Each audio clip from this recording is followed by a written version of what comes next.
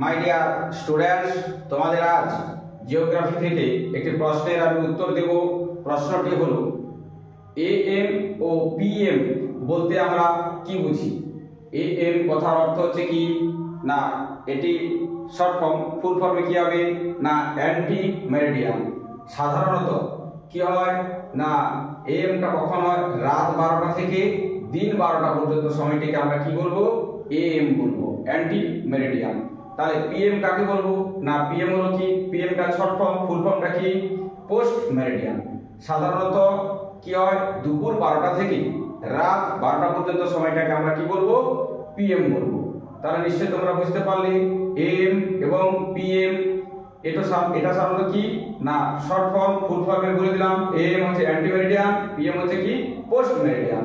তাহলে নিশ্চয়ই তোমরা বুঝতে পারলে, পরীক্ষা পড়বে তোমরা লিখতে পারবে। তাই যদি বুঝতে না পারো তাহলে তোমরা কমেন্ট করবে, আর যদি বুঝতে পারো চ্যানেলটা ফলো দিয়ে সাবস্ক্রাইব করে পাশে থাকবে পরের প্রশ্নের উত্তর পাওয়ার জন্য।